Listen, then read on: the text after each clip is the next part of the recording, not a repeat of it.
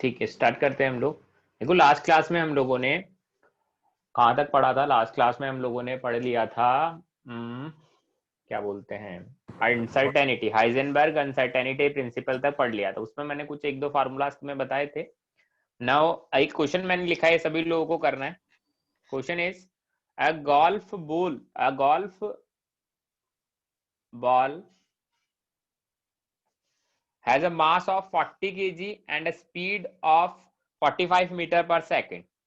If the velocity, if the speed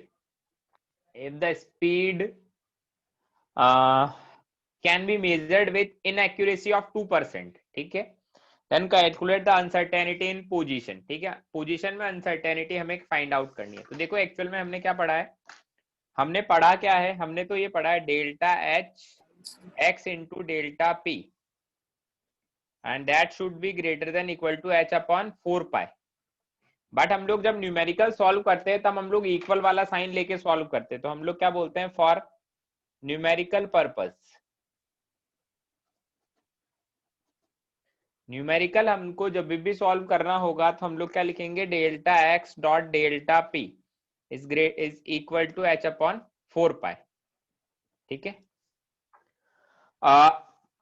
तो delta x delta P को मैं लिख सकता हूं क्या, M delta V is equal to H upon 4 pi, ठीक है। हमें कैलकुलेट क्या करना है, डेल्टा एक्स मुझे कैलकुलेट करना है। डेल्टा वी कितना है, डेल्टा वी है 45 का 2%, 45 का 2% मेरा डेल्टा वी है। तो डेल्टा वी आ गया 0.9। इतनी इनएक्यूरेसी से हम लोग, इतनी इनएक्यूरेसी से मैंने पोजीशन को मेजर किया है, ठीक है। तो हमने डेल्टा वी कैलकुलेट कर लिया। मतलब सर इतना परसेंट वो अनसर्टन है उसका वेलोसिटी हाँ, स्पीड। जितनी वेलोसिटी है उसका 2% अनसर्टेन है, तो उसका 2% मैंने कैलकुलेट कर लिया, ठीक है। तो डेल्टा एक्स हमें कैलकुलेट करना है। मास, मास किसका रखेंगे, गोल्फ बॉल सर का मतलब मास कितना है, हाँ बोलो, 40 केजी। मतलब कितना इनएक्यूरेसी है उसमें उतना लिखना ना, मतलब डेल्टा वी में। हाँ हाँ हाँ, इनएक्यूरेसी कितना है, उसने बोला है 2% है, तो एक्चुअल में 2% 45 का है ना, तो एग्जैक्ट वैल्यू हमको लिखनी है, वो 0.9 है। That is equal to H divided by 4, pi का वैल्यू 3.4। तो यहां से कैलकुलेट करते हो तो डेल्टा एक्स का वैल्यू देखो, अप्रॉक्स वैल्यू में बता देता हूँ, 1.7 इंटू 10⁻⁻36 आएगा, ठीक है। क्या ये वैल्यू बहुत ज्यादा है या बहुत कम है? बहुत कम। बहुत कम। तो हम लोग बोलते हैं क्या, for large particles, for large particles the uncertainty principle has no meaningful significance। तो जितने बड़े सर बड़े पार्टिकल है, लाइक 1.46 आ रहा है। हाँ ठीक है यार, इतना चलता है, 1.46 1.7 मैंने अप्रॉक्स कैलकुलेट किया है ना, तो थोड़ा बहुत तो चलेगा ऊपर नीचे कैलकुलेशन। अब इतना कैलकुलेशन तो कर ही सकते हो तुम। बट एक्चुअल में 10⁻⁻36 के ऑर्डर का आ रहा है, मतलब बहुत बहुत छोटा वैल्यू है। मतलब मैं क्या बोल सकता हूँ, मैं बोल सकता हूँ कि जो जितने भी हमारे जो डेली लाइफ पार्टिकल है उनके लिए इतना फिजिकल सिग्निफिकेंस नहीं है, इतना मीनिंगफुल सिग्निफिकेंस नहीं है हाइजेनबर्ग अनसर्टेनिटी प्रिंसिपल का। ये बहुत ही tiny particle like proton, electron, neutron, atom, इनके लिए मीनिंगफुल सिग्निफिकेंस है, ठीक है।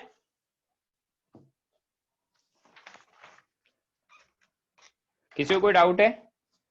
नहीं sir.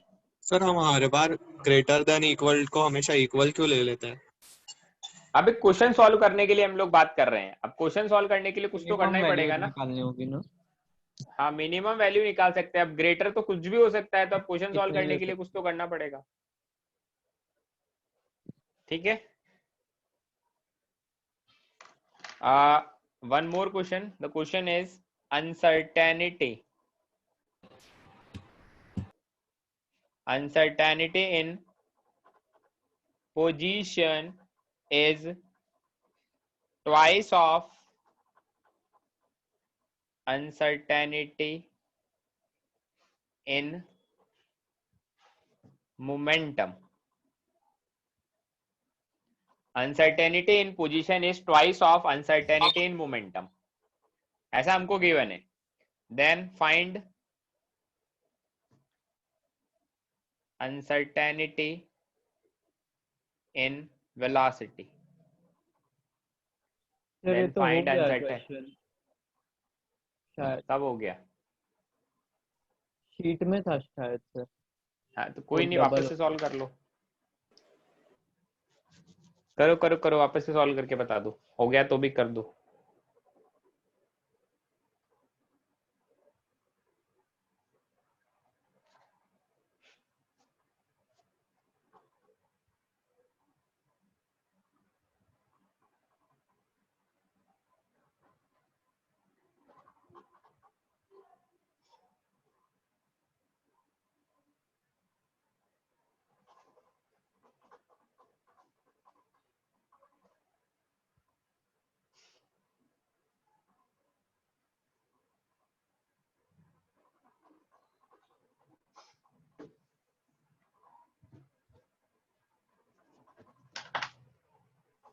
Sir 1/m into root में h/8 पाई।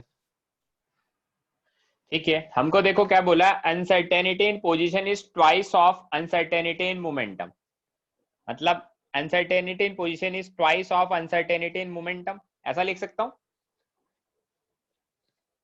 बोलो। हाँ सर। Yes sir. तो delta P is delta x by 2, ऐसा भी लिख सकते हैं हम लोग, ठीक है। हमें पता है delta X dot delta P is equal to H upon 4 pi.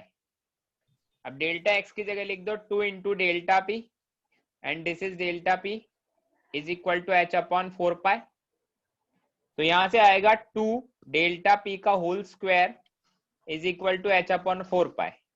Now delta P is what, m into delta V whole square h upon 4 पाई। हमने इसको ऐसा इसलिए लिखा क्योंकि मुझे uncertainty in velocity find out करना है। So now 2m square delta v का square is equal to h upon 4 pi. So here delta p is equal to 1 upon m under root में h अपॉन 8 पाई। तो delta v का value आ जाएगा 1 upon m h upon 8 pi का root. Clear है? इतना basic, बहुत simple question था। बोलो। Yes sir. ठीक है, चलो अब हम लोग कुछ अलग बात करते हैं। हमारे शीट में एक अलग से एक और टॉपिक गिवन है जिसको न्यूक्लियर केमिस्ट्री के नाम से गिवन है, उसको हम लोग पढ़ते हैं ना। उसको मैं थोड़ा अलग से पढ़ाता हूँ। क्या न्यूक्लियर केमिस्ट्री, बहुत बेसिक बेसिक चीजों के बारे में हम लोग इसमें पढ़ेंगे कि कोई क्या होता है ना। मतलब एटॉमिक स्ट्रक्चर खत्म हो गया क्या लेसन?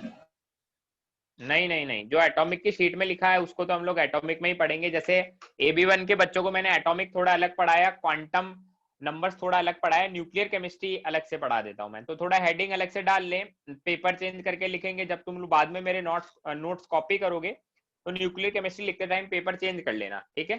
तो रेजोनेंस में क्या है, रेजोनेंस में एटॉमिक के अंदर ही न्यूक्लियर केमिस्ट्री पढ़ा देते हैं। तो ये अलग चैप्टर नहीं है ना? नहीं नहीं नहीं, जो शीट में लिखा है मतलब वही मान लो, ठीक है। ओके देखो सर। होता क्या है, पहले मेरी बात सुनो। हम इसमें लिखते हैं branch of physical chemistry, branch of physical chemistry which deals with nucleus of atom as well as charge related with atom is known as, known है ना, unknown क्यों लिख रहा हूं, is known as nuclear chemistry.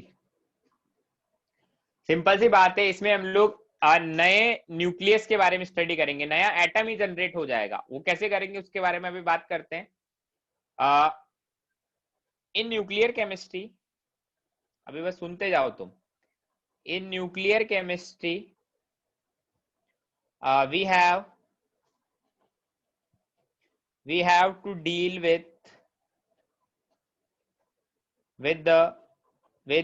nuclear reaction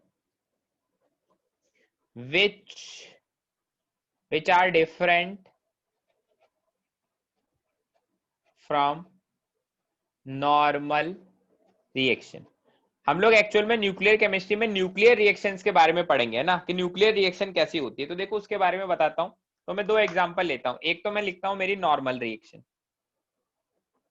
जो अभी तक तुम लोग जितनी भी रिएक्शन पढ़ते आए हैं वो नॉर्मल रिएक्शन. नॉर्मल रिएक्शन में क्या होता है, जैसे मान लो सपोज करो मैंने रिएक्शन लिखी N2 + 3H2 gives 2NH3, एक नॉर्मल रिएक्शन है.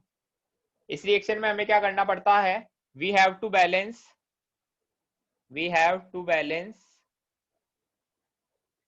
number of atoms and charge. हमने कोई भी रिएक्शन होती है तो उसमें बैलेंस हम लोग क्या करते हैं, नंबर ऑफ एटम्स और चार्ज को ही तो बैलेंस करते हैं कि दोनों साइड देखो नंबर ऑफ एटम्स तो सेम है. इधर नाइट्रोजन के 2 एटम है, यहाँ भी नाइट्रोजन के 2 एटम है, यहाँ हाइड्रोजन के 6 एटम है, यहाँ भी हाइड्रोजन के 6 एटम है. चार्ज इस साइड चार्ज 0 है, इस साइड भी चार्ज 0 है. नंबर ऑफ एटम्स और चार्ज को बैलेंस करते हैं हम लोग नॉर्मल रिएक्शन में. बोलो ऐसा ही होता है.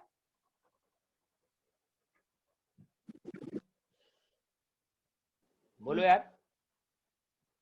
Yes, sir. बट हम लोग बात करें न्यूक्लियर रिएक्शन की. न्यूक्लियर रिएक्शन में तो हम लोग एटम को बैलेंस कर ही नहीं सकते. क्यों? क्योंकि एटम अपनी आइडेंटिटी लूज कर देगा, एटम दूसरे एटम में कन्वर्ट हो जाएगा. लाइक मैं रिएक्शन लिखता हूं ऐसा. तो जो हमने रुदरफोर्ड के टाइम लिखा था वो भी एक न्यूक्लियर रिएक्शन था ना? कौन सा रिएक्शन? रिकॉर्डिंग तो हो रही है बेरिलियम रिकॉर्डिंग. बेरिलियम से सर बनता है. हाँ यस. हमने उस टाइम पर जो पढ़ा था बेरिलियम पर बेरिलियम और बॉम्बार्डिंग बेरिलियम. करवा कर नाइट्रोजन सॉरी न्यूट्रॉन की डिस्कवरी के टाइम जो रिएक्शन पड़ी थी वो.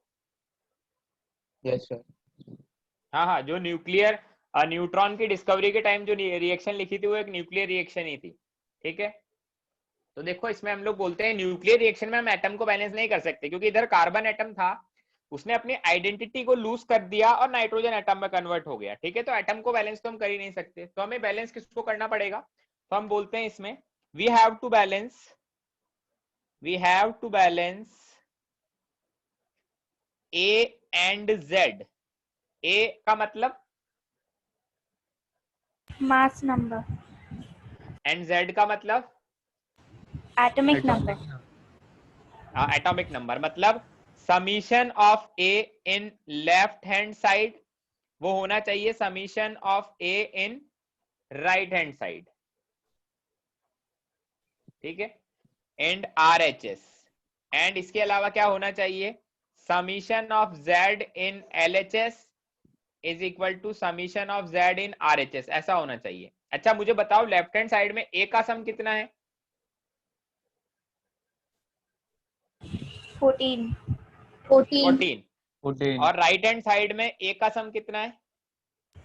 14. 14 प्लस 0. तो ए का सम कितना आ गया? इधर भी 14 इधर भी 14, मतलब ए बैलेंस है. जेड लेफ्ट हैंड साइड में जेड कितना है? 6. राइट हैंड साइड में जेड कितना है? 6. 7 एंड -1. तो 7 और -1 का सम 6 हो गया. तो ए एंड जेड दोनों साइड में बैलेंस है. बोलो. Yes, sir. ई है क्या? इलेक्ट्रॉन. Is electron. Particle. ठीक है. तो सर इसका मास नंबर -1 कैसे हुआ? एक्चुअली हम लोग जेड का मतलब अब इलेक्ट्रॉन को कहीं हम लोग देते नहीं है स्पेस पूरे पीरियोडिक टेबल में, इसलिए हम लोग -1 कंसीडर करते हैं इसका एटॉमिक नंबर. एक तरह से इसको चार्ज को भी हम लोग नीचे लिख देते हैं. ठीक है. हमारे लिखने का तरीका यही रहेगा इलेक्ट्रॉन को. हाँ बोलो. सर वो आपने नीचे क्या लिखा है, सिग्मा समीशन. ये समीशन वाला साइन नहीं पढ़ा क्या? इसको समीशन बोलते हैं. इसका मतलब होता है सम. नहीं पढ़ा छोटी क्लासेस में? याद नहीं आपको?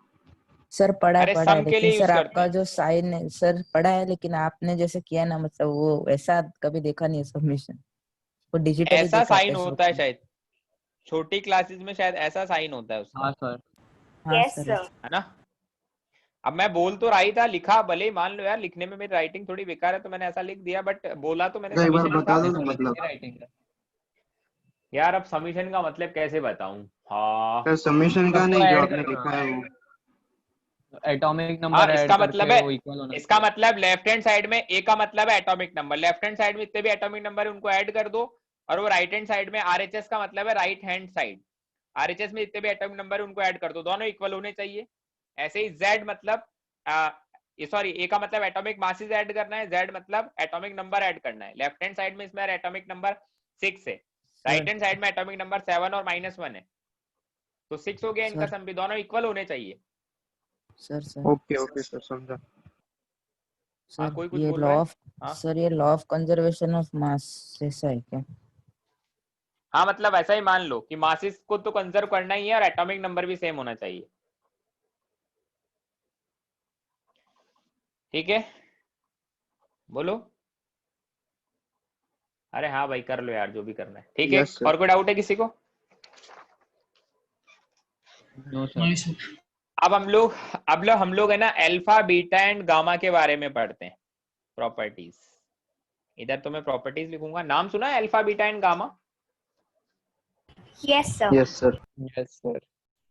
अल्फा, इधर लिखूंगा बीटा, एंड इधर लिखता हूं गामा। क्या क्या होता है ना, किन किन प्रॉपर्टी के बिहाफ पर हम लोग उनको डिफरेंशिएट कर सकते हैं ना, तो एक बार उनके बारे में भी पढ़ लेते हैं, क्योंकि ये पार्टिकल्स हमारे क्या होंगे, एमिट होंगे अलग अलग रिएक्शन में, तो उनके बारे में हमें पता होना चाहिए कि कौन क्या है क्या नहीं है।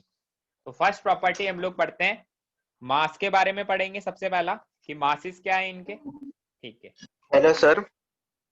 हाँ बोलो। सर मेरा भाई कब से वेट कर रहा है, आप तो उसमें कब से रिक्वेस्ट भेजा, आप एक्सेप्ट नहीं कर रहे थे।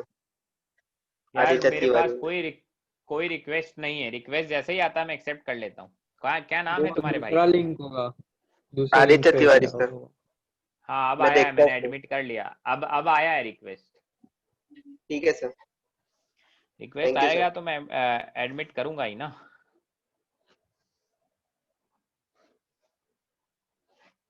देखो मास देखेंगे, चार्ज देखेंगे, उसकी आइडेंटिटी देखेंगे, देन हम लोग उसकी स्पीड के बारे में भी बात करेंगे, स्पीड क्या होती है इनकी, देन सर इनका एक बार बताओ ना, वो पेनिट्रेशन। अल्फा बीटा गामा क्या होता है? सर कॉल आया था इसलिए अरे रुक, सुना नहीं। सुनो सुनो सुनो, अभी कहानी मेरी हुई नहीं है खत्म, रुको तो सही। देन लिखेंगे पेनिट्रेशन पावर के बारे में, पेनिट्रेट कौन ज्यादा कर सकता है, देन आयनाइजेशन पावर तो बता जरूरत नहीं है अभी बताने का, ठीक है। देखो मास के बारे में बात करते हैं, तो हम लोग बोलते हैं जो हमारा अल्फा पार्टिकल होता है, अल्फा रेज जो भी होती है अल्फा पार्टिकल, उसका मास होता है 4 AMU, ठीक है, ठीक है। और जो बीटा पार्टिकल्स होते हैं या बीटा रेज होती है, उनका मास होता है 9.1 इंटू 10⁻⁻24 ग्राम। तो एक्चुअल में किसका, सॉरी 27 ग्राम। तो ये किसका मास है? इलेक्ट्रॉन। Electron. इलेक्ट्रॉन का। 27 भी नहीं, 28, ठीक है। मैं वापस से लिख देता हूँ, 9.1 इंटू 10⁻⁻28 ग्राम। बट सर और जो इलेक्ट्रॉन का क्या है, इलेक्ट्रॉन का 27 ग्राम है ना। 28 होता है, 27 नहीं होता। जो गामा रेज होती है उसके लिए हम लोग बोलते हैं मासलेस है, मतलब इलेक्ट्रॉन से भी हल्की है। चार्ज की बात करें तो इस पर +2 E का चार्ज होता है, इस पर -E का चार्ज होता है, और गामा रेस पर हम लोग बोलते हैं ये न्यूट्रल होती है, इन पर कोई चार्ज नहीं होता, ठीक है। आइडेंटिटी की बात करें तो एक्चुअल में हीलियम 2+ आयन है, ये मैंने तुम्हें पहले ही बताया था। हीलियम 2+ आयन मेरा क्या होता है, अल्फा पार्टिकल। अल्फा रेज होती है, अल्फा अल्फा पार्टिकल। ठीक है। पार्टिकल्स। और बीटा कुछ नहीं है, बीटा एक्चुअल में इलेक्ट्रॉन ही है, -1E0, यही मेरा क्या है, बीटा है, ठीक है। बोलो। तो सर इसको इलेक्ट्रॉन लिखे यस सर। एक्चुअल में तुम इसको इलेक्ट्रॉन भी बोल सकते हैं, या फिर इसको हम लोग बीटा माइनस भी बोलते हैं। वैसे बीटा बोला है तो भी बीटा होगा, बीटा माइनस बोला है तो भी हम लोग उसको इसको है ना दो नाम से बोलते हैं, कुछ लोग बीटा बोलते हैं, कुछ लोग बीटा माइनस बोलते हैं, ठीक है। तो बीटा माइनस है, बीटा का मतलब इलेक्ट्रॉन ही है, समझ गए? बोलो। Yes, gamma sir. Rays actual में कुछ नहीं होती, गामा रेज एक्चुअल में लाइट होती है, तो इसको हम लोग एच न्यू बोलते हैं, एच न्यू मतलब लाइट, ठीक है।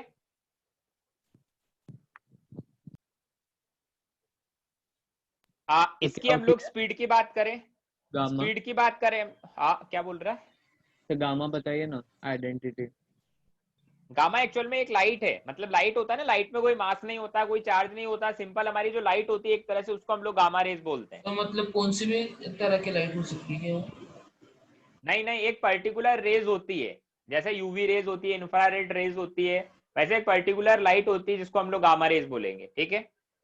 सर चेंज हाँ की वेवलेंथ ये सब। सर और अगर बीटा पार्टिकल और एकदम इलेक्ट्रॉन्स का सब कैरेक्टरिस्टिक सेम है तो बीटा पार्टिकल इलेक्ट्रॉन में फर्क क्या है?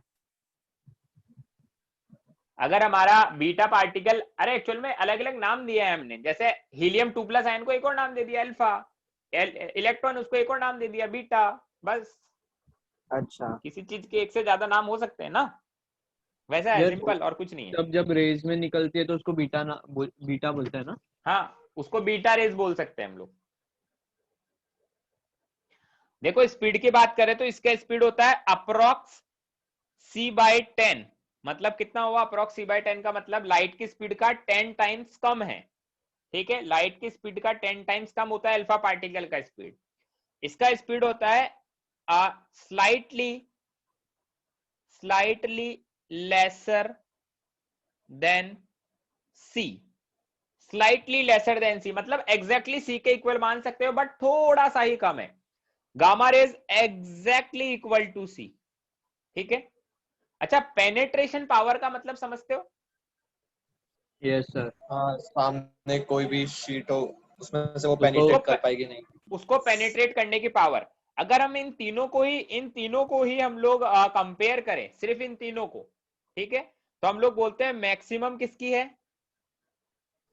गामा। गामा। गामा। मिनिमम किसकी है? अल्फा। अल्फा। अल्फा। और इधर मैं लिख देता हूं क्या? इंटरमीडिएट, मतलब इन दोनों के बीच का है बीटा माइनस, ठीक है। मतलब कितने भी छोटा पार्टिकल हो उसमें से गामा पास हो सकता है, पेनिट्रेशन पावर नहीं का नहीं नहीं, पेनेट्रेशन पावर का मतलब ये है हम तीनों में कंपैरिजन कर रहे हैं और कुछ नहीं कर रहे।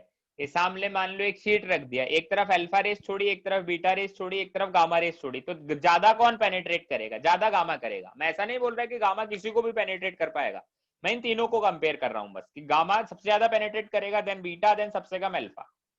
क्या कोई नहीं भी कर सकता है ना किसी को? हाँ, ऐसा भी हो सकता है कि कोई तीनों ही नहीं करे, बट हम तीनों को कंपैरिजन कर रहे हैं। जैसे मान लो 3 लोग हैं, वो बहुत ही स्लो भागते हैं, तीनों ही बहुत स्लो भागते हैं, बट तीनों में से एक ऐसा है कि जो तेज भागता है, तो हम बोलेंगे तीनों के कंपैरिजन में ये फास्टेस्ट है। तो ऐसा थोड़ी है वो उसेन बोल्ट को भी पीछे छोड़ देगा, हाँ सर समझा। समझ रहे हो ना? तो वैसा कुछ सीन है। ये पूछ रहा है मेरे से, सर लेड शीट भी पेनिट्रेट होगा गामा से? यार एक्चुअली अब इतना मेरे को याद नहीं कि वो लेड शीट को पेनिट्रेट कर पाएगा या नहीं, हम इन तीनों को कंपेयर कर रहे हैं सिंपली, ठीक है। तो लीड बॉक्स में रखते हैं ना सर, उसको तो नहीं कर पाएगा ना शायद। हाँ, हाँ, नहीं कर पाएगा। ये नहीं कर पाता है लेड। अब देखो, न्यूक्लियर केमिस्ट्री का एक और नाम है हमारे पास, रेडियो एक्टिविटी, है ना। इसको एक और नाम से हम लोग पढ़ते हैं रेडियो एक्टिविटी। तुमने ऐसा देखा होगा बहुत सारे एलिमेंट, रेडियो एक्टिव एलिमेंट्स के बारे में सुना है, मतलब स्पॉन्टेनियसली, अपने आप। स्पॉन्टेनियस का मतलब क्या होता है? अपने आप, है ना। 92 स्पॉन्टेनियसली के अपने बाद में ना? से स्पॉन्टेनियसली अपने में से धीरे धीरे कुछ रेज, कुछ पार्टिकल एमिट करते रहते हैं, ये सुना होगा तुमने, यस सर। यस ठीक सर। है। तो हम लोग अब उसके बारे में पढ़ते हैं कि रेडियो एक्टिविटी होता क्या है और क्यों होता है, उसके बारे में हम लोग बात करते हैं, कि रेडियो एक्टिव पार्टिकल्स के बारे में बात करते हैं। तो next thing is radio activity.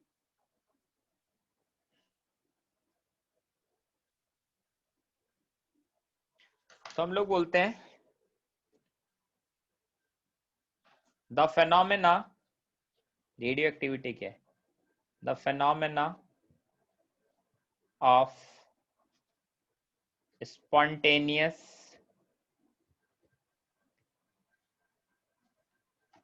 emission of radiation, the phenomena of spontaneous emission of radiation from radioactive substance is known as radioactivity. तो सिंपल डेफिनेशन है रेडियो एक्टिविटी की बड़ी क्या, कि हमारा कोई भी रेडियो एक्टिव सब्सटेंस है उसमें से स्पॉन्टेनियसली कुछ ना कुछ एमिट होता रहेगा, तो इस प्रोसेस को ही हम लोग क्या बोलते हैं, रेडियो एक्टिविटी बोलते हैं। ठीक है, समझ रहे हो? Yes sir. ये प्रोसेस हमारा रेडियो एक्टिविटी है। ठीक है सर हमारा उसमें जो से radioactive एनर्जी एमिट part- होती है क्या?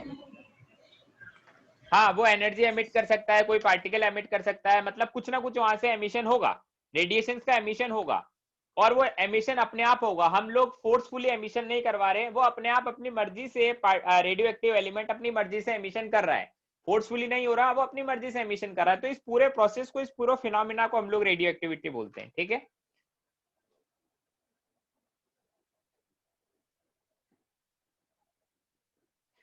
अब हम लोग बात करते हैं second thing is cause of radio activity. ये रेडियो एक्टिविटी हो रही है तो क्यों हो रही है? ठीक है, तो उसके लिए हम बोलते हैं हम लोग क्या, on observing the elements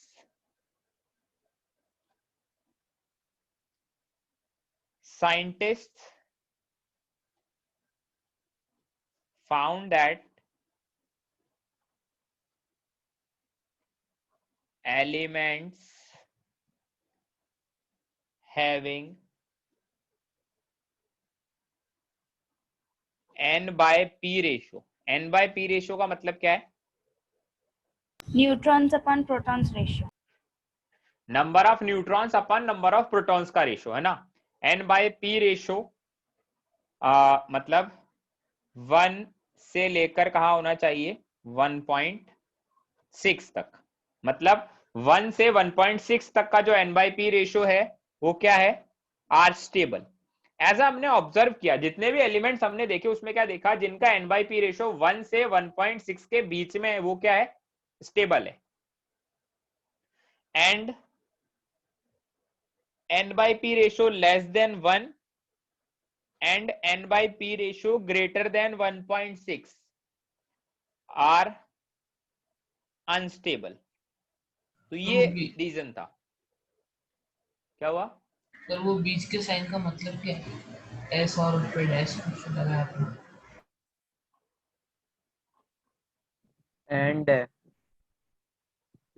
and का मतलब नहीं समझते? एंड ऐसा ऐसे ही तो होता है यार, तुम लोग 11th क्लास में ये 5th क्लास जैसे बच्चों की बातें करते हो, और मैं बोल भी रहा हूँ साथ में। चलो ठीक है, लिखा मान लो गलत है, बोल तो रहा ही हूँ।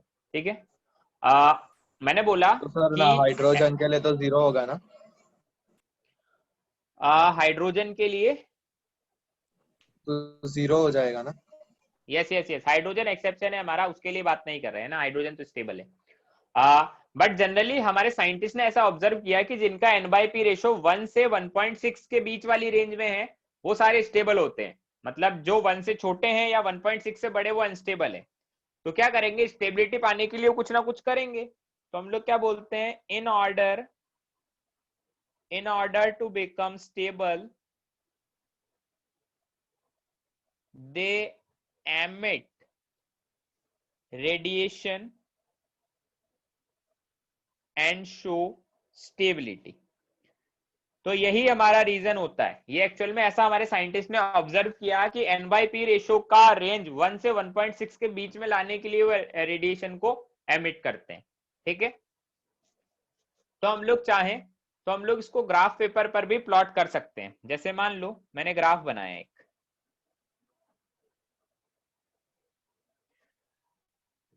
इधर ग्राफ है number of, sorry y axis पर ले रहा हूं मैं नंबर ऑफ न्यूट्रॉन्स,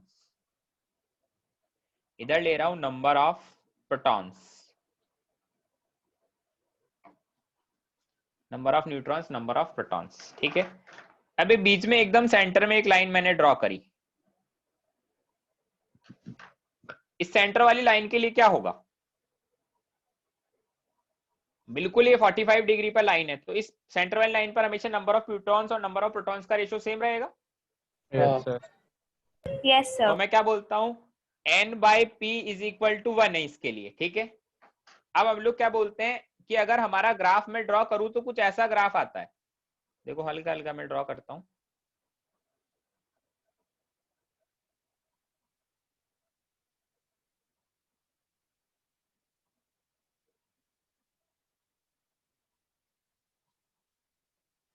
ये जो शेडेड रीजन है, इस शेडेड रीजन में क्या हो रहा है, इस शेडेड रीजन में हम लोग बोल रहे हैं, इस शेडेड रीजन में n/p का जो रेशियो है वो 1 से बड़ा और 1.6 से छोटा एंड इक्वल है, मतलब this is reason of stability, ये स्टेबिलिटी का रीजन है, ठीक है। अब तुम लोग ऐसा मत बोल देना कि सर यहां पर आपने n/p रेशियो 1 आ रहा है तो इसको क्यों नहीं काउंट करा स्टेबिलिटी में। अरे भाई ऐसा होता ही नहीं है, क्यों? क्योंकि नंबर ऑफ प्रोटॉन्स जैसे जैसे बढ़ते जाते हैं, तुम देखना, ऑब्जर्व करना कि जैसे जैसे हम पीरियोडिक टेबल में बढ़ते जाएंगे आगे, मतलब एलिमेंट एटॉमिक नंबर हम लोग बढ़ाते जाएंगे, तो उस रेशियो में हमारा न्यूट्रॉन्स का नंबर नहीं बढ़ता, न्यूट्रॉन्स कंपैरेटिवली ज्यादा बढ़ते हैं। तो n/p रेशियो का जो होता है हमारा ऑटोमेटिकली 1 से ग्रेटर हो जाता है जैसे जैसे इधर जाते हैं। स्टार्टिंग में n/p रेशियो 1 को मेंटेन करता है, देन बाद में वो बढ़ जाता है। तो ये वाला रीजन हमारा स्टेबिलिटी का रीजन है, इस रीजन में जो एलिमेंट लाई करेगा वो स्टेबल होगा, समझ गए? तो ये एटॉमिक नंबर का रीजन है मतलब? नहीं, ये नंबर ऑफ न्यूट्रॉन्स और नंबर ऑफ प्रोटॉन्स। अब जहां पर हर पॉइंट देखा, जैसे मान लो ये पॉइंट था, इस पॉइंट पर हमने मतलब कॉरेस्पॉन्डिंग एटॉमिक अब कोई बोलो। भी एलिमेंट का देख रहे हैं ना, ऐसे एटॉमिक नंबर बढ़ रहा है तो? हाँ, एटॉमिक नंबर बढ़ता है तो उस रेशो में नंबर ऑफ न्यूट्रॉन्स नहीं बढ़ते, नंबर ऑफ न्यूट्रॉन्स थोड़ा ज्यादा इंक्रीज होते हैं। जैसे तुम चाहो तो देख सकते हो, जैसे हम लोग कार्बन में देखे तो कार्बन में नंबर ऑफ प्रोटॉन्स और नंबर ऑफ न्यूट्रॉन्स सेम है, 6 और 6। बट जैसे जैसे हम लोग आगे बढ़े, सपोज करो सोडियम हम आ गए सोडियम पर आ गए, तो सोडियम में नंबर ऑफ प्रोटॉन्स तो 1 है, but number of neutron sorry number of protons 11 है, बट नंबर ऑफ न्यूट्रॉन्स 12 हो गया है। तो जैसे जैसे हम लोग नंबर एटॉमिक नंबर में इंक्रीज करते जाएंगे, न्यूट्रॉन्स का नंबर थोड़ा ज्यादा रेशो से बढ़ेगा, तो n/p का रेशो बढ़ता ही जाएगा, बढ़ता ही जाएगा। वो स्टेबल कहां तक होगा, जब तक वो n/p का रेशो 1.6 हो, उससे ज्यादा होगा तो अनस्टेबल होगा। जस्ट वो आपने जो लिखा है in order to become stable, वो सिर्फ वापस बताइए ना, मतलब वो स्टेबल होना चाहते हैं? हाँ, स्टेबल होना चाहते हैं। देखो अभी मैं और बताता हूँ, देखो सुनो, अभी पूरी बात सुनो। जैसे मान लो केस 1, हम लोग अलग अलग केसेस से स्टडी करते हैं। केस 1 मान लो, जैसे हम लोग बोलते हैं if n/p is high, then हम लोग बोलते हैं then beta emission takes place. मतलब हम लोग ऐसा बोलेंगे कि कोई भी हमारा ऐसा एटम है या ऐसा हमारा कोई भी एलिमेंट है जिसका n/p रेशो ज्यादा है, तो n/p रेशो को कम करने के लिए वो क्या करेगा, क्या करेगा बीटा n/p एमिट रेशो कम करेगा। करने? बीटा एमिट बीटा करेगा। बीटा एमिट करेगा। मतलब जैसे फॉर एग्जांपल हम लोग बोलते हैं हमारा 14C कार्बन है, इससे ये 14 नाइट्रोजन 7 और एक बीटा उसने एमिट कर दिया। तो देखो स्टार्टिंग में मेरा n/p रेशो 8/6 था, ठीक है, 8/6 था मेरा स्टार्टिंग में n/p रेशो कार्बन में। अब वो किस में कन्वर्ट हो गया, अब n/p रेशो क्या हो गया, 1 1। 7/7, मतलब 1 हो गया। तो तुम देखो हमारा n/p रेशो पहले कंपैरिजन में अभी कम हो गया, स्टेबल हो गया सर। स्टेबल हो गया। एक्चुअल में स्टेबल तो पहले भी था, पर मैंने एग्जांपल ऐसा लिया है, स्टेबल दोनों ही है, बट मैंने एग्जांपल ऐसा लिया है ताकि तुम्हें देखने में वो थोड़ा देखा देखा सा लगे, इसलिए मैंने ऐसा एग्जांपल लिया है। तो कभी भी तुम्हें अगर n/p रेशो को कम करना हो, अगर n/p रेशो तुम्हारा हाई है और तुम्हें n/p रेशो को कम करना हो, तो तुम लोग क्या करोगे, इलेक्ट्रॉन्स कम कर। बीटा रेज एमिट करेंगे। बीटा रेज एमिट करेंगे, है ना। अब देखो हमारे पास दो चीजें होती है, एक तो होता है बीटा या फिर बीटा माइनस, ठीक है, उसका मतलब तो होता है -1E0, ठीक है। एक हमारे पास होता है इसके अलावा बीटा प्लस भी एक हमारे पास होता है, बीटा प्लस, इसका मतलब होता है +1E0, ठीक है। जैसे इसको हम लोग बोलते हैं क्या, इलेक्ट्रॉन। वैसे ही इलेक्ट्रॉन का एक और भाई है जिसको हम लोग बोलते हैं क्या, पॉजिट्रॉन। तो ये भी तुम्हें कहीं देखने को मिल सकता है, तो इस बात को भी याद रखें। हाँ सर, तो एक ये आपने भी क्वेश्चन दिया था वो शीट में, उसमें था पॉजिट्रॉन। ठीक है ना, तो कोई नहीं, अभी धीरे धीरे हम बहुत सारी चीजें पढ़ लेंगे, एक एक करके सब सामने आ ही जाएगा। सेकंड केस क्या है, second case is if n by p is low, then हमें क्या करना है, अगर n by p ratio low है तो हमें क्या करना है, देन अल्फा एमिशन, अल्फा रे। क्या अल्फा एमिशन होगा, या फिर बीटा प्लस एमिशन भी हो सकता है, ठीक है, या फिर के इलेक्ट्रॉन कैप्चर भी हो सकता है। अब ये के इलेक्ट्रॉन कैप्चर क्या होता है इसके बारे में भी मैं तुम्हें बता दूंगा, है ना, बट अभी सुन लो कहानी। Then alpha emission, beta plus emission या के इलेक्ट्रॉन कैप्चर टेक्स प्लेस। ठीक है, अब सुनो मेरी बात। फॉर एग्जांपल, सारे एग्जांपल ले लेके बताता हूं मैं। सबसे पहला एग्जांपल लेता हूं किसका, सबसे पहला एग्जांपल लेता हूं मैं अल्फा एमिशन का, कि अगर अल्फा एमिशन हुआ तो कैसे मेरा n by p रेशियो लो से हाई होगा। जैसे मेरे पास क्या है, 31 फास्फोरस 15, ये किस में कन्वर्ट हुआ, 27 एल्यूमिनियम 3 प्लस अल्फा पार्टिकल मतलब 4 He2 प्लस 2। तो पहले देख लो एक बार, क्या A और Z हमारा बैलेंस है, A और Z balance yes sir. Yes ठीक है। यहां पर न्यूट्रॉन अपॉन प्रोटॉन का रेशो क्या है, 15/16, सॉरी 16/15। 15/15। ठीक है। यहां पर रेशो क्या है, 14/13। रेशो इंक्रीज हुआ या नहीं हुआ, पहले तो ये बता दो। इंक्रीज हुआ। हुआ। इंक्रीज हुआ है ना, तो अल्फा एमिशन होगा तो हमेशा n by p ratio increase होगा, इस बात को ध्यान रखना। अल्फा एमिशन होगा तो n by p ratio increase होगा ही होगा, ठीक है। Next thing is beta plus emission. अगर बीटा दूसरा प्लस वाला एमिशन का क्या हो गया, और ये He वो तो स्टेबल हो गया ना, मतलब अरे तो ये भी कम हुआ स्टेबल ना। होने के लिए, स्टेबल होने के लिए तो कुछ ना कुछ एमिट करेगा। अब वो एमिट हो रहा है उसको गोली मारो, जो स्टेबल हुआ है नया एटम बना है उसको देखो ना, वो तो एमिट कर दिया उसने, वो अभी वहां थोड़ी ओके बैठा सर। है, वो तो एमिट हो गया। अब बीटा प्लस एमिशन में क्या होगा, जैसे मान लो 23 सोडियम 11 है, यहां से उसने बनाया 20 नियॉन 10 प्लस बीटा प्लस क्या होता है, प्लस में 1 E0। तो देखो पहले n by p रेशो क्या था बताओ, 23/11। 12/11। 12/11। 12/11। अब कितना हो गया, 1। सॉरी यहाँ पर 23 नियॉन आएगा ना, 23 आएगा, ये मैंने बैलेंस नहीं किया, 13/10। 23 आएगा। 13/10 क्या रेशो इंक्रीज हुआ, हाँ। यस इंक्रीज हुआ है रेशो, ठीक है। तो हम लोग क्या कर रहे हैं, हम लोग बोल रहे हैं कि भाई सर हमारा n by p रेशियो अगर लो है तो उसको इंक्रीज करने का एक और तरीका है बीटा प्लस एमिशन, ठीक है। हाँ बोलो। सर वो 23/11 को आपने 12/11 कैसे लिख लिया? अरे मेरे भगवान, हम n by p रेशो लिख रहे हैं, न्यूट्रॉन अपॉन प्रोटॉन का रेशो। तो 23 सोडियम 11 में नंबर ऑफ न्यूट्रॉन्स कितने हैं, 12। अगर तुम ये हाँ तो बस न्यूट्रॉन अपॉन प्रोटॉन का रेशो ही तो निकाल के बता रहा हूँ यार, क्या कर रहे हो, कहाँ से आए हो, कैसे कैसे डाउट लेकिन पूछते वो हो। एटम पहले से ही स्टेबल है, तो फिर उसे हम लोग देखो मतलब एमिशन हाँ, कैसे करेगा? तो वापस दिखाई एक्चुअली लो देखो, एग्जांपल। एक्चुअली मैं इसलिए ऐसा करवा रहा हूँ, देखो इनमें ये एमिशन नहीं होगा, बट ये सारी चीजें तुम्हारी पहले से देखी हुई है, तो छोटे छोटे एग्जाम्पल की हेल्प से बस मैं तुम्हें ये दिखाना चाह रहा हूँ कि अगर ये एमिशन होता है तो देखो वाकई में n by p रेशियो लो से हाई हो जाता है। ये इनमें एमिशन नहीं होगा, स्टेबल है, ये मानता हूं मैं बात, बट ये एग्जांपल सिर्फ इसलिए बता रहा हूं ताकि तुम देख पाओ कि अल्फा एमिशन हो चाहे बीटा प्लस एमिशन हो, n by p ratio actual में मेरा इंक्रीज हो रहा है, समझे। Yes sir. तो हाँ पॉजिट्रॉन का और बोलो, एग्जिस्ट करता है। पॉजिट्रॉन जो हाँ सर, पॉजिट्रॉन की कहाँ एग्जिस्ट करता है? कहाँ एग्जिस्ट करता है मतलब? सर वो क्या पॉजिट्रॉन होता होता है? क्या है असल में?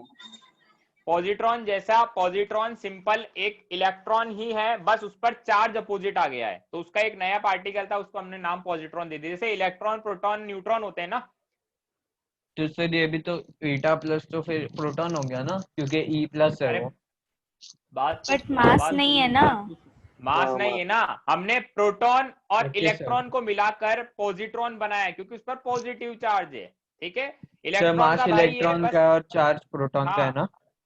ऐसा है, मास इलेक्ट्रॉन का है और चार्ज प्रोटॉन का है, इसलिए उसको पॉजिट्रॉन बोल दिया, दोनों का मिक्सअप है वो। ठीक है। सर हाँ सर वो लास्ट वाला एग्जांपल एक सर मिनट ये वापस आपने दिखाओ। क्या बोल रहे हो?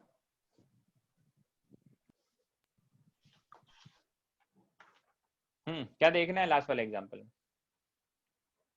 सर वो आपने क्या क्या 13/10 है ना वो? Yes, this is 13/10।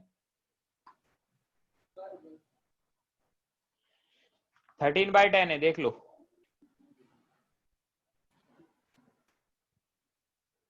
ठीक यस है। Sir sir. इसमें भी इंक्रीज हुआ था ना? यस यस, इंक्रीज ही होगा हमेशा। जब alpha emission, beta plus emission या के इलेक्ट्रॉन कैप्चर होगा तो हमारा n/p रेशियो इंक्रीज होगा। के इलेक्ट्रॉन कैप्चर का मतलब क्या है? के इलेक्ट्रॉन कैप्चर का मतलब है हमारा जो न्यूक्लियस होगा वो के शेल का इलेक्ट्रॉन, ये कौन है? के शेल है मेरा, पहला वाले शेल को के शेल बोलता हूँ। बोलो। Yes sir. Yes sir. इसमें जो इलेक्ट्रॉन घूम रहा है उसको क्या कर लेगा? इस इलेक्ट्रॉन को कैप्चर। क्या कर लेगा? कैप्चर कर लेगा। ठीक है, इसलिए इसको बोलते हैं के इलेक्ट्रॉन कैप्चर।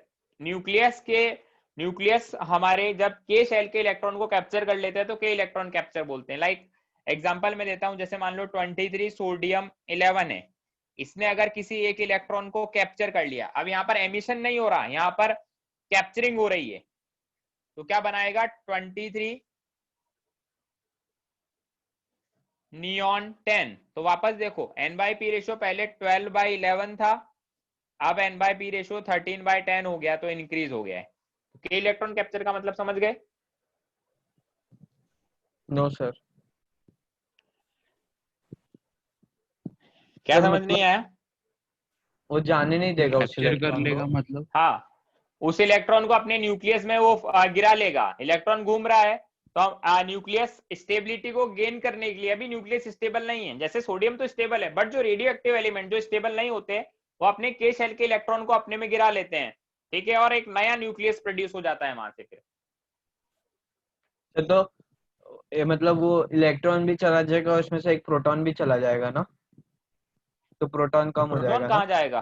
प्रोटॉन क्यों कम होगा? वो न्यूट्रॉन सर बन वो जाएगा ना मतलब? एक, हाँ सर वो हाँ एक यस, नेगेटिव एक पॉजिटिव। हाँ सर एक समझा। पॉजिटिव एक नेगेटिव मिलकर वहां से कम हो जाएंगे। ठीक है। तो सर एक प्रोटॉन बढ़ेगा और एक प्रोटॉन कम होगा, एक न्यूट्रॉन बढ़ेगा ना। एक प्रोटॉन कम होगा और एक न्यूट्रॉन बढ़ जाएगा। तो प्रोटॉन क्यों कम होगा? कौन कैसे बढ़ेगा? अभी क्योंकि पॉजिटिव और प्रोटॉन नेगेटिव। पॉजिटिव और नेगेटिव मिलकर एक न्यूट्रल पार्टिकल बना लेंगे, ऐसा कुछ ओके होगा। Okay okay okay sir. Sir. एक क्वेश्चन कर रहा हूं मैं, क्वेश्चन करो। कैलकुलेट द तो sir number her of. Case में n/p रेशियो बढ़ रहा है ना? हाँ, हर केस सर में पता नहीं, कैसे जब चलेगा? अल्फा एमिशन हो, जब बीटा प्लस एमिशन हो, जब के इलेक्ट्रॉन कैप्चर हो, इन तीनों केसेस में n/p रेशियो इंक्रीज होगा। सर तो पता कैसे चलेगा किस में कौन सा वो एमिट हो रहा है? अरे भाई, जब शीट में क्वेश्चन करोगे जब सब पता चल जाएगा। ठीक है, अभी मैं जितना पढ़ा रहा हूँ उतना समझ लो, बस इतना दिमाग मत चलाओ।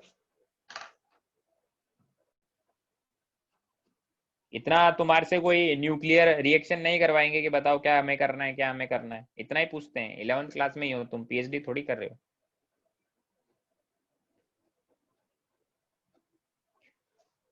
देखो, एक रिएक्शन हो रही है, एक्स मेरा स्टार्टिंग में, एक्स मेरा एलिमेंट था, उसने कुछ अल्फा पार्टिकल एमिट करे, कुछ बीटा पार्टिकल एमिट करे, और एक नया न्यूक्लियस बना लिया वाई। तो हमें ये बताना है कि बताओ कितने अल्फा एमिट करे और कितना बीटा एमिट करे, ये मुझे बताना है। बताओ।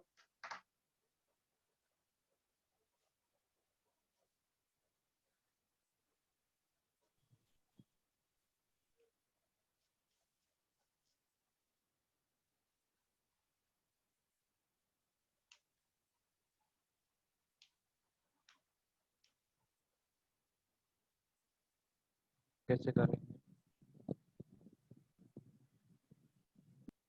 बाकी लोग बताए। कुछ नहीं करना, दोनों साइड में a को बैलेंस करना है, देन दोनों साइड में z को बैलेंस करना है। दो इक्वेशन बनेगी, दो ही अननोन है, x और y। आंसर आएगा मेरा।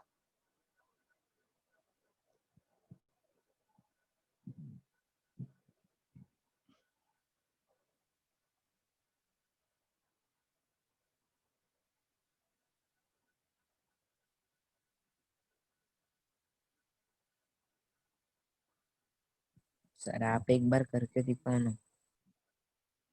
बाकी लोग किसी से नहीं हो रहा, सारे ऐसे ही हैं। सर x का वैल्यू आया a minus a dash by 4, ठीक है। y का भी सर निकाल देखो रहे। एक्चुअल में ना ये एक तरह से कॉन्सेप्ट की तरह हम लोग यूज कर सकते हैं ना। मैं करके ही बता देता हूं तुम्हें। जैसे मान लो मेरा रिएक्शन था AXZ, उससे क्या बना, A1 मास नंबर है, Y कोई एलिमेंट है, इसका एटॉमिक नंबर Z1 है। देन X He क्या होता है, अल्फा पार्टिकल क्या होते हैं, 4He2 2+। And then Y beta particle क्या होते हैं, -1E0। ठीक है। देखो हम लोग इसको तो बोलते हैं, X को तो हम लोग बोलते हैं पेरेंट एलिमेंट। ये भी एक काम की चीज बता रहा हूं, X को हम लोग बोलते हैं पेरेंट एलिमेंट, और Y को हम लोग क्या बोलते हैं, पढ़ा है कभी, क्या बोलते हैं Y को? Daughter element. डॉटर। डॉटर का स्पेलिंग क्या होता है, DAUGHTR, सही लिखा है डॉटर का स्पेलिंग? हाँ सर। हाँ सर। ये पेरेंट एलिमेंट होता है, ये डॉटर एलिमेंट होता है। मतलब ये पेरेंट क्यों, क्योंकि इसी से ही Y प्रोड्यूस हुआ है, तो इसको हम लोग पेरेंट एलिमेंट बोलते हैं, इसको डॉटर एलिमेंट बोलते हैं, P और D। ठीक है। अब देखो हम लोग क्या कर रहे हैं, बैलेंस कर रहे हैं। A को बैलेंस करते हैं, लेफ्ट हैंड साइड में A है, राइट हैंड साइड में A1 plus 4 into X plus Y into 0, तो वो तो नहीं है, तो एक तो इक्वेशन ये बनी। एंड Z को बैलेंस कर रहे हैं, Z equal to Z plus Z1 plus 2x minus Y, 2x minus Y, ये इक्वेशन 2 बनी। समझ गए? ये दो इक्वेशन बनी है मेरी, एक A1 प्लस 4x और एक ये दो इक्वेशन। A और A1 हमें पता होगा क्वेश्चन में, Z और Z1 हमें पता होगा, तो x y में दो इक्वेशन है, इनके हेल्प से हम लोग x और y का वैल्यू निकाल सकते हैं। बोलो यस सर। हाँ सर। ठीक है। अगर मान लो तुम्हारे को इसी फॉर्मेट में क्वेश्चन ऐसा दे दिया होता, क्वेश्चन इज वापस दिखाइए ना इक्वेशन। 238 यूरेनियम 92 है, ठीक है, वहां से क्या प्रोड्यूस हो रहा है, 206 लेड 82। तो तुमसे पूछा है मान लो number of alpha and beta particles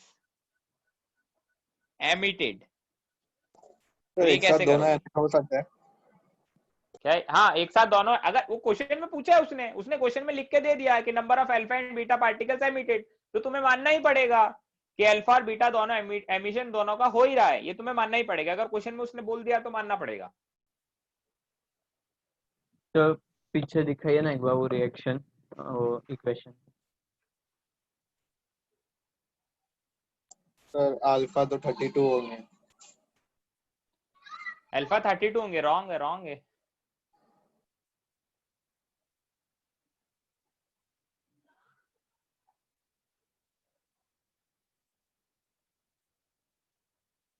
हाँ सर हो गया। सॉरी 8 होंगे, 8।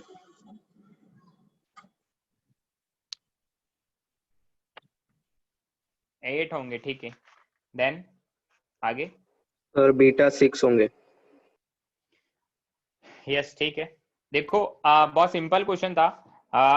आगे हम लोग इसको सॉल्व करें तो हमारा रिएक्शन क्या है, 238 यूरेनियम 92 नया कोई न्यूक्लियस लेड के न्यूक्लियस में कन्वर्ट हो गया। सपोज करो उसने एक्स क्या जनरेट किए, alpha particle, x alpha particle generate किए एंड वाई बीटा पार्टिकल उसने जनरेट किए। तो देखो यहां से इक्वेशन में ऐसा लिख सकता हूं, 238 plus 238 is equal to 206 plus 4x equation 1 and 92 is equal to 82 plus 2x minus y equation 2। Sir वो इक्वेशन समझ 4x आ रही है और सभी को? 2x माइनस y कैसे आया? 238 a लेफ्ट हैंड साइड का a राइट हैंड साइड के a के इक्वल करना है। राइट हैंड साइड का a क्या है 206 प्लस 4x इसका a, एक हीलियम का a 4 था, x हीलियम है तो 4x, हाँ इसका सर। तो z है a, तो इसको लिखा नहीं। देन a को z को इक्वल करना है। लेफ्ट हैंड साइड में z है 92, राइट हैंड साइड में z है 82 प्लस 2x, देन माइनस में y हो जाएगा इधर क्योंकि ये -1 है इसलिए। अभी भी समझ नहीं आ रहा क्या? हाँ सर अभी समझा। समझा सर।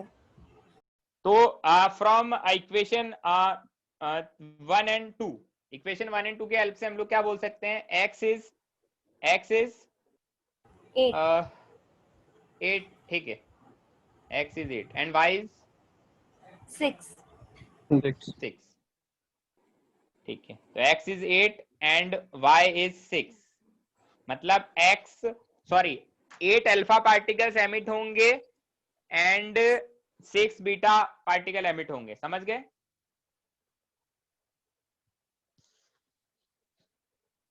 बोलो यार।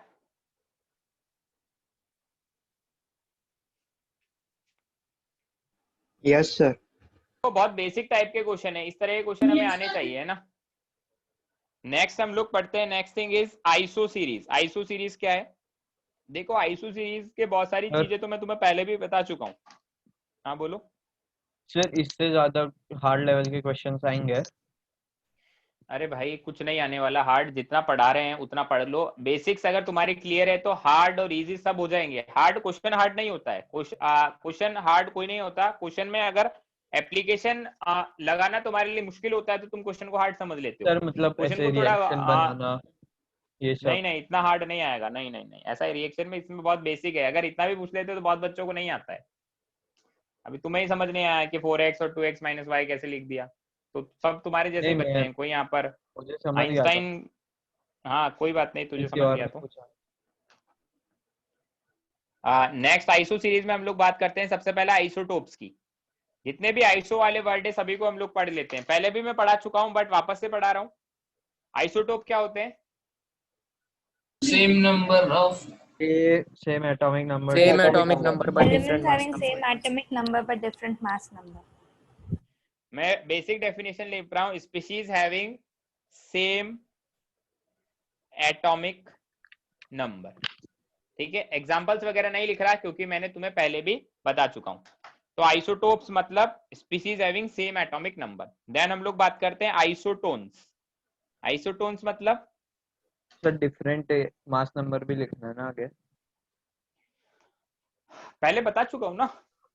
The same number of neutron. Same mass, ठीक सेम है, neutron. Species having same number of neutrons, इनमें न्यूट्रॉन्स का नंबर सेम होगा उसको हम लोग आइसोटोन्स बोलेंगे, ठीक है। नेक्स्ट डेफिनेशन है आइसोबार्स। जो पहले पढ़ा चुका हूं उनको मैं ब्रीफ में पढ़ा रहा हूं ताकि आइसो सीरीज में सारे एक जगह कंसीडर हो जाए। जो नए होंगे उनको वापस से अच्छे से पढ़ेंगे। आइसोबार्स क्या होते हैं? Having same mass, species having same mass number. Same में मास नंबर, जिनमें मास नंबर सेम हो वो आइसोबार्स, ठीक है। And next is iso electronic. Iso electronic का मतलब Same number of Same electrons. number of electrons. species having same number of electrons। तो electrons का नंबर, प्रोटॉन्स का नंबर, न्यूट्रॉन्स का नंबर, मास का नंबर सब हमने इक्वल कर दिया, ठीक है। हाँ, एक है आइसोडाइफर्स। इसके बारे में सुना है कभी? No sir. No sir. Isodiaphers ये क्या होते हैं? And this is species having same difference of neutrons and protons। दो स्पीशीज है, उनमें न्यूट्रॉन्स और प्रोटॉन्स का अगर डिफरेंस सेम है तो हम लोग क्या बोलेंगे, वो आइसोडाइफर्स है। तो न्यूट्रॉन्स का नंबर क्या होता है, ए माइनस जेड, बोलो यही होता है। Yes, sir. प्रोटॉन का नंबर क्या होता है, Z. Z. जेड। तो ए आ गया ए माइनस टू जेड। अगर ये a माइनस टू जेड का वैल्यू अगर सेम आ जाता है तो वो आइसोडाइफर्स होंगे। मतलब न्यूट्रॉन का और प्रोटॉन का डिफरेंस हमने लिया है, न्यूट्रॉन और प्रोटॉन का डिफरेंस, न्यूट्रॉन एंड प्रोटॉन का डिफरेंस अगर सेम आ जाता है, a माइनस टू जेड अगर सेम आ जाता है तो हम लोग क्या बोलेंगे, वो आइसोडाइफर्स है। ठीक है, अब आइसोडाइफर का एक एग्जांपल भी बता देता हूं तुम्हें। एग्जांपल क्या है, जैसे मैंने एक तो लिखा 19 फ्लोरीन 9 और एक मैंने लिखा 39 पोटेशियम 19। तो इन दोनों के लिए a माइनस टू जेड का वैल्यू निकालो।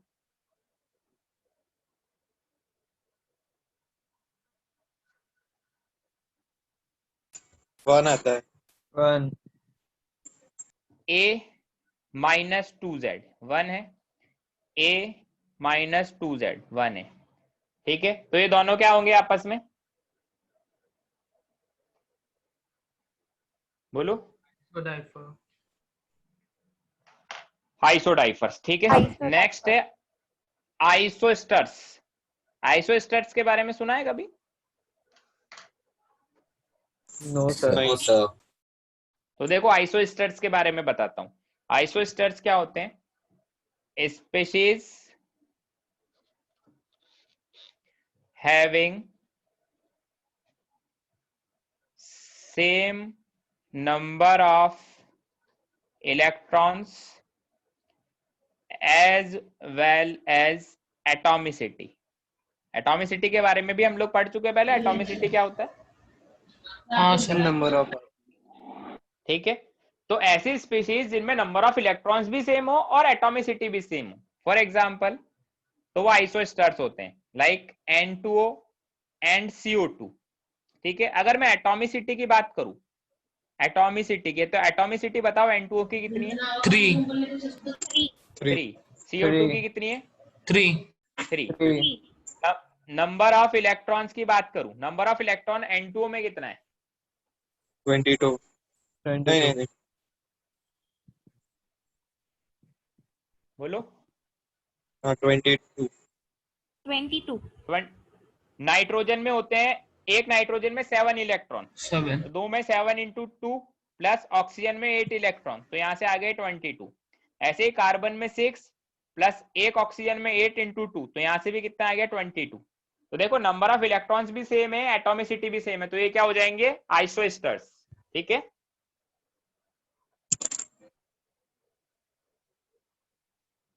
क्लियर है इतना। Yes sir. Yes sir. चलो देखो, हमने नए नए दो ही नाम पढ़े। हमने आइसोटोप्स पढ़ा था पहले भी, आइसोटोन्स हमने पढ़ चुके थे, आइसोबार्स हम लोग पढ़ चुके थे, आइसो इलेक्ट्रॉनिक हम लोग पढ़ चुके थे। आज हमने नई चीज दो पढ़ी, आइसोडाइफर्स एंड आइसोस्टर्स। क्लियर है। Yes, sir. अब हम लोग बात करते हैं नेक्स्ट फॉर्मेशन के बारे में। Formation of isotopes, isobars and isodiaphers. Isotope कैसे बनाएंगे, आइसोबार कैसे बनाएंगे एंड आइसोडाइफर्स कैसे बनाएंगे। तो देखो एक बार मैं वैसे ही लिख देता हूं, आइसोटोप का मतलब क्या सेम होगा, atomic atomic number. Z same. Isobar मतलब क्या सेम होगा, mass number. Mass number. A same. और आइसोडाइफर्स अभी थोड़ी देर पहले ही पढ़ा है, क्या सेम होगा, A माइनस 2 है। A माइनस 2 A है। minus 2Z. A minus 2Z, ये सेम होगा, है ना। अब हमको ये फॉर्मेशन करना है, इनको हमें बनाना है, तो Z सेम करना पड़ेगा, A सेम करना पड़ेगा और A माइनस 2Z हमें सेम करना पड़ेगा। ठीक है, चलो अब हम लोग इनको बनाने की बात करते हैं। तो सबसे पहले मैं बनाता हूं क्या, सबसे पहले सबसे आसान बनाऊंगा आइसोबार्स। आइसोबार कैसे बनाए जाएं, कैसे हम आइसोबार प्रोड्यूस कर सकते हैं, कौन से पार्टिकल हम एमिट करें कि हम आइसोबार बना लेंगे, ठीक है। Beta particle.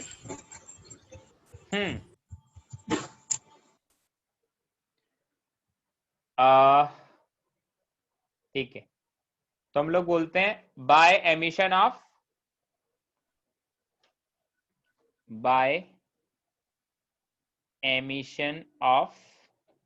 Beta particle. Beta particle emit करोगे तो कभी मास नंबर पे फर्क नहीं पड़ेगा, है ना, मास नंबर हमेशा वही रहेगा। जैसे मान लो कोई एक्स है मेरा, ये ए और जेड था, इससे इसने ए वाई नया बनाया तो जेड प्लस आ गया, प्लस माइनस ई जीरो। तो क्या देखो तुम्हें लग रहा है ए सेम है दोनों में, इसमें भी ए है इसमें भी है, इन दोनों का मास नंबर सेम है, तो ये दोनों एक दूसरे के आइसोबार है, समझ रहे हो। एक एग्जांपल भी लिख देता हूं, फॉर एग्जांपल जैसे मान लो फास्फोरस है ना, फास्फोरस क्या होता है, फास्फोरस इज 31। सर एक डाउट है। 15 नहीं सर नहीं है, डाउट नहीं। Oxygen 16 -1 E0। ऑक्सीजन मान लो ऑक्सीजन अगर 32 वाला लिया है ना, तो फास्फोरस भी 32 वाला लो। फास्फोरस एक्चुअल में 31 होता है, बट फास्फोरस का एक आइसोटोप लिया है मैंने 32 वाला। तो देखो फास्फोरस से 32 वाले आइसोटोप से ऑक्सीजन 32 बन गया, तो ये दोनों एक दूसरे के क्या है, आइसोबार है। इन्होंने बीटा पार्टिकल एमिट किया और आइसोबार बन गया। समझ आती है बात? सर वो सल्फर बनेगा ना?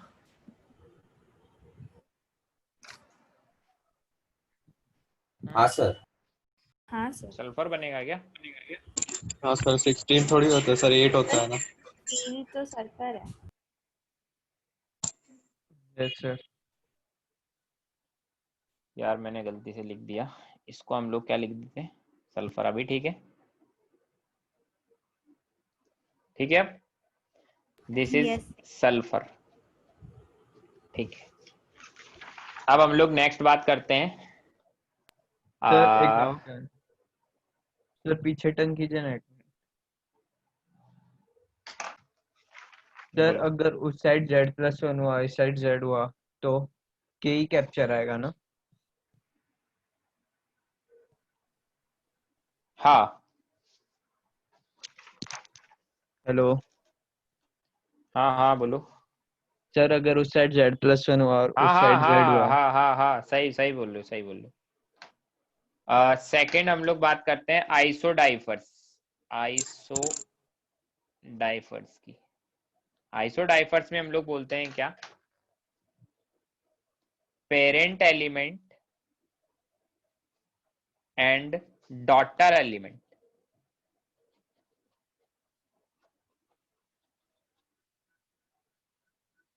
Are isodifer of each other if parent element emit। बताओ क्या एमिट करे पेरेंट एलिमेंट ऐसा कि आइसोडाइफर बन जाए।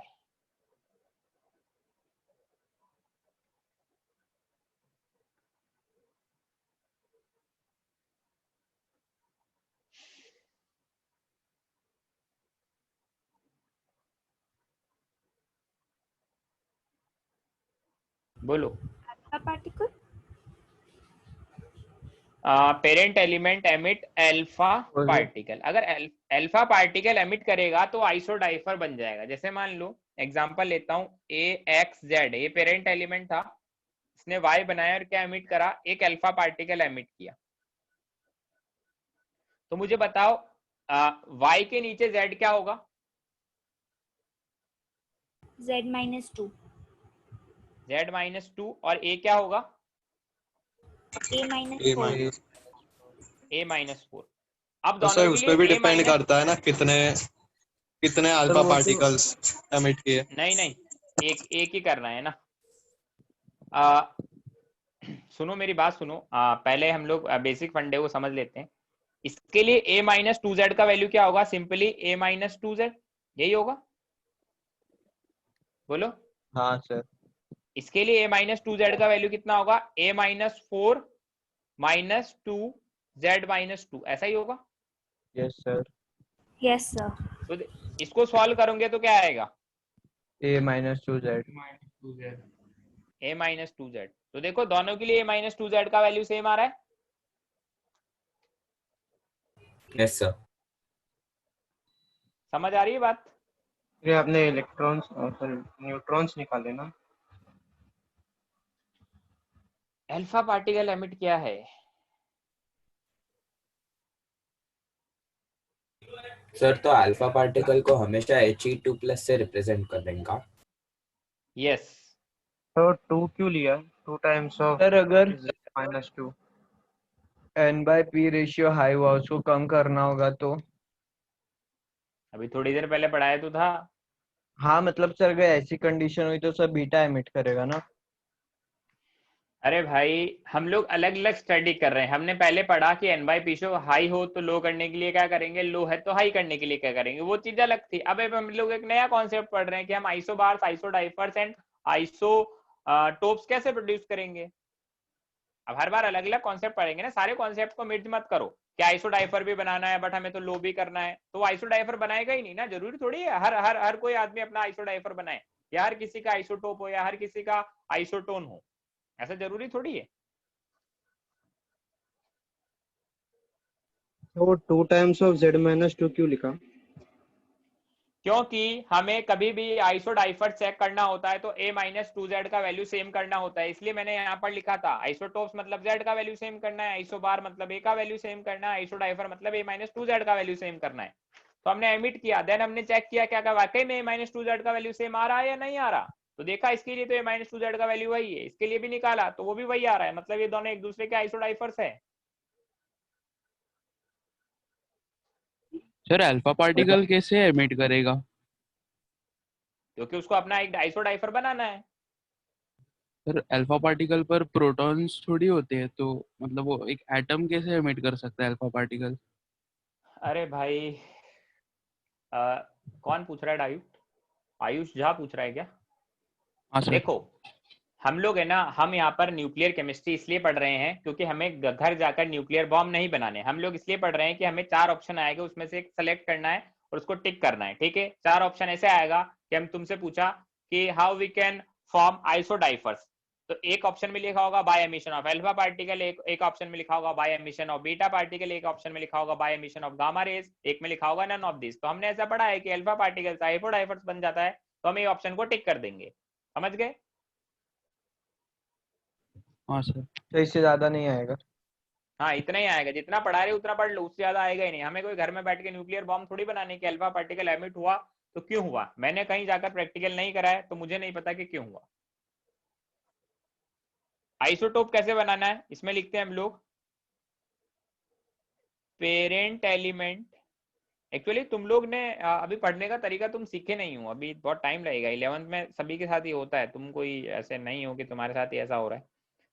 ज्यादा ही क्यूरियोसिटी है तुम्हें साइंस को लेकर। Parent element and daughter element are isotope of each other if parent element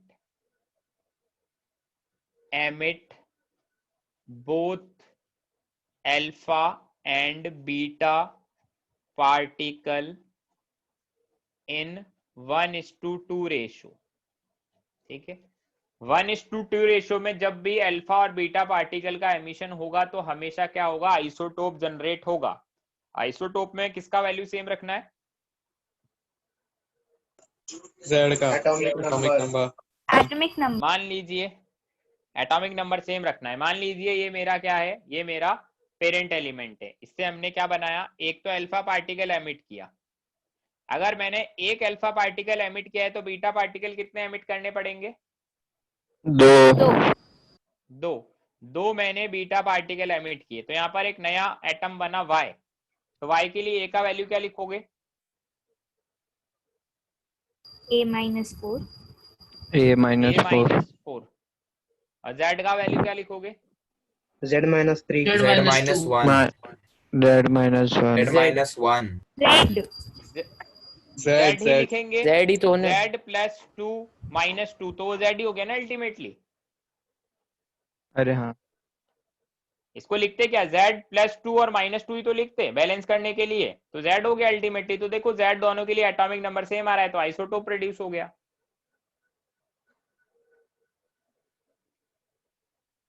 समझ रहे हो या नहीं समझ रहे? Yes, Yes, sir. sir. हाँ सर। समझा सर। ठीक है, एक सेकंड रुको यार, मैं एक चीज देख लेता हूँ एक्चुअल में तुम्हारे को मुझे पढ़ाना क्या है वो भी मैं देख लूँ। न्यूक्लियर केमिस्ट्री में तुम्हारी शीट में क्या गिवन है? क्या हम लोग बहुत ज्यादा फालतू की चीजें तो नहीं पढ़ रहे हैं? श्रोडिंगर इक्वेशन वाला बाकी है। हाँ हाँ पढ़ा देंगे, टेंशन मत लो इतना, सब पढ़ा देंगे।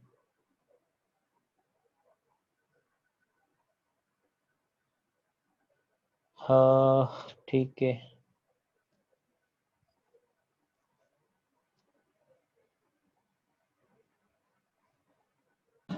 सर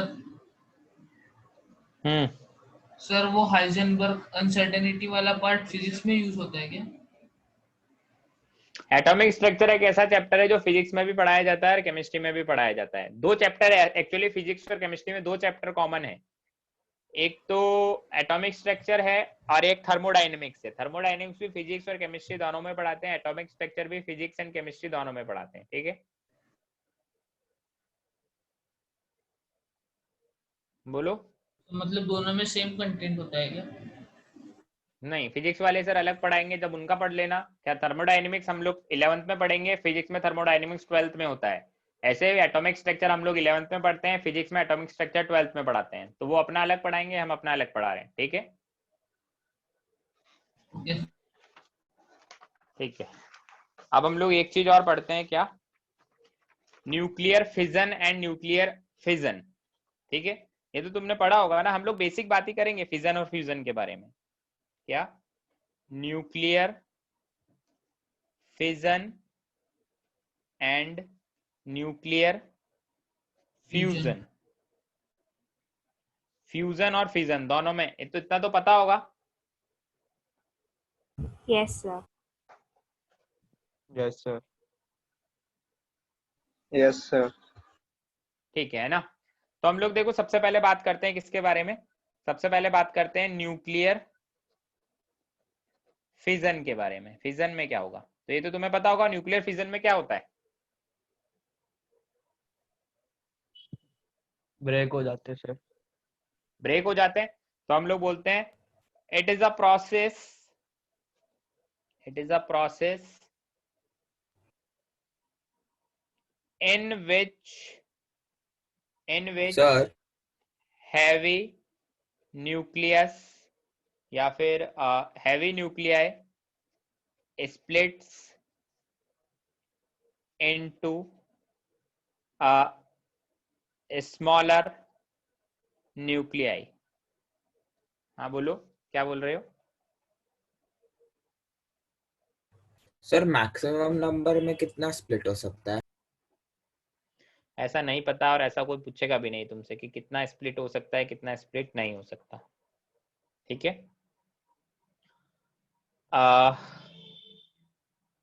चलो हमने पढ़ लिया न्यूक्लियर फिजन। ऐसे ही सेम होता है न्यूक्लियर फ्यूजन। तो फ्यूजन में क्या होगा, फ्यूज्ड हो जाएंगे वो लोग। तो फ्यूजन में क्या होगा, हमें ये Point. करेंगे। in this process light nuclei fused together to form heavy nuclei। ठीक है, जो लाइट न्यूक्लियस होंगे वो एक हैवी न्यूक्लियस बना लेंगे। ठीक है, अब इसमें एक दो पॉइंट में लिखवा देता हूं। Hydrogen bomb is based on fusion. Fusion वाले कॉन्सेप्ट पर बेस्ड है हमारा हाइड्रोजन बॉम्ब। इसमें लाइट न्यूक्लियस मिलकर एक बड़े न्यूक्लियस का फॉर्मेशन कर देते हैं। सेकंड पॉइंट, वेरी मतलब उसमें बहुत हाई एनर्जी होगी ना? एनर्जी एमिट होती है, बट स्टार्टिंग में एनर्जी बहुत चाहिए। Very high temperature is required. अगर एक बार प्रोसेस को मुझे स्टार्ट करना है तो बहुत ज्यादा टेम्परेचर रिक्वायर्ड देना पड़ेगा, बहुत ज्यादा टेम्परेचर रिक्वायर्ड होगा। देन एक बार अगर प्रोसेस स्टार्ट हुआ, देन बाद में एक बहुत ही हैवी अमाउंट में हमको हीट मिलेगी। ठीक है सर बोलो। हाँ सर, न्यूक्लियर फ्यूजन में अगर एक हैवी न्यूक्लियाई प्लेटो के स्मॉल न्यूक्लियाई बना लिया, फिर स्मॉल न्यूक्लियाई वापस न्यूक्लियर फ्यूजन करके हैवी न्यूक्लियाई वापस बना लेंगे। एक्चुअल में देखो, हर रिएक्शन का एक फिजिबिलिटी होता है, मतलब रिएक्शन हमेशा एक ही डायरेक्शन में चल सकती है, रिएक्शन कभी दोनों डायरेक्शन में कम नहीं चलती। रिएक्शन की एक फिजिबिलिटी होती है, तुम उस रिएक्शन को एक ही डायरेक्शन में चला सकते हो। ऐसा नहीं है कि कभी वो फिजन कर रहा है कभी वो फ्यूजन कर रहा है, ऐसा नहीं होता कभी। ठीक है, next is radio sir active. हाँ बोलो। सर, एक एलिमेंट एक ही टाइप ऑफ कर सकता है क्या? नहीं, ऐसा कोई हार्ड रूल नहीं है कि एक एलिमेंट किसी पर्टिकुलर एक ही। अच्छा, तुम ये बोल रहे हो कि एक एलिमेंट या तो वो फ्यूजन कर सकता है या फिजन कर सकता है, ऐसा? हाँ सर। नहीं नहीं, ऐसा भी कोई हार्ड रूल नहीं है हमारे पास। तो अब किसी देखो और हमारे पास, एलिमेंट के साथ फ्यूजन करेगा और खुद फिजन भी हो सकता है ना? हाँ ऐसा भी हो सकता है। नेक्स्ट हमारे पास है रेडियो एक्टिव डिसइंटीग्रेशन सीरीज। देखो ये भी इंपॉर्टेंट है, इससे भी काफी क्वेश्चन पूछे जाते हैं। ठीक है, इसमें हम लोग क्या लिखते हैं, if parent element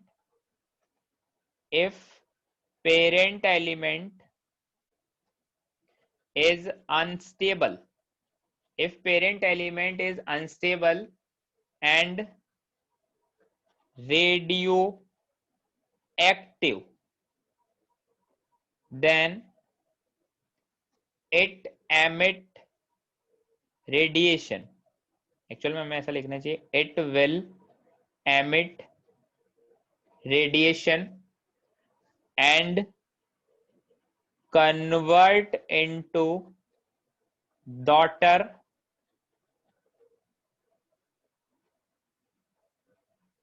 element if this daughter element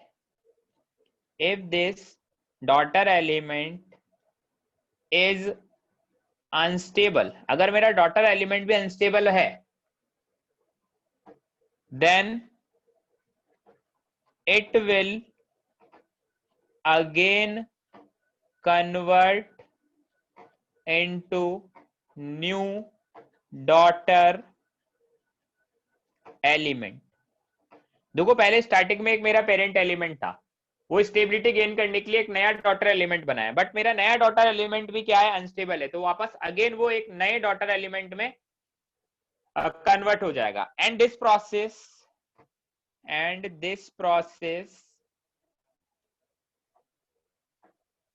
continues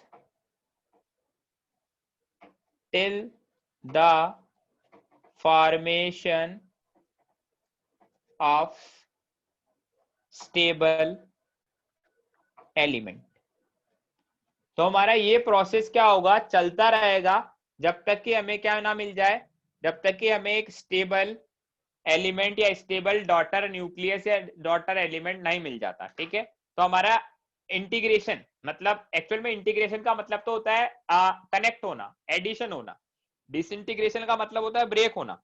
तो ये ब्रेक होने वाली सीरीज चलती रहेगी जब तक कि हमारे को क्या ना मिल जाता, जब तक कि हमें एक स्टेबल न्यूक्लियस नहीं मिल जाता। ठीक है बोलो। तो सर फ्यूजन क्यों होता है? फ्यूजन हम लोग एक्चुअल में फ्यूजन हो नहीं रहा है, फ्यूजन हम लोग करवा करवाते रहे हैं। हैं। जब हमने लिखा ना अच्छा, हाई तो sir temperature is required, high temperature is required का मतलब हमें करवाना पड़ेगा। तो सर फ्यूजन स्टेबिलिटी के लिए होता है और फ्यूजन हम करवाते हैं। हाँ, हमारा जो भी काम है, कुछ भी हम लोग एक्सपेरिमेंट कर रहे हैं, तो उसके लिए हम लोग कुछ ना कुछ करेंगे। सर कभी ऑटोमेटिकली हो सकते हैं ना, ऑटोमेटिकली यस हो सर सकता है। फिजन भी जब तो हम हाई लोग ही करवाते टेम्परेचर हैं ना। होगा।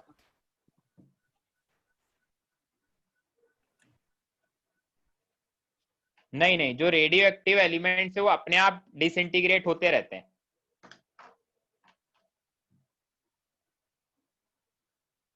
अब देखो, मैं सीरीज मेरी 4 तरह की होती है ना, इनके मैं एक बार नाम बता देता हूँ, या मैं आइडिया होना चाहिए नेम्स का कि डिसइंटीग्रेशन सीरीज कितने टाइप की होती है। एक तो हमारी होती है 4n सीरीज, एक होती है 4n+1 सीरीज, एक होती है 4n+2 सीरीज, एक होती है 4n+3 सीरीज। इसका नेम होता है थोरियम सीरीज, इसका नेम होता है नेपच्यूनियम सीरीज, इसका नेम होता है यूरेनियम सीरीज, इसका नेम होता है एक्टिनियम सीरीज।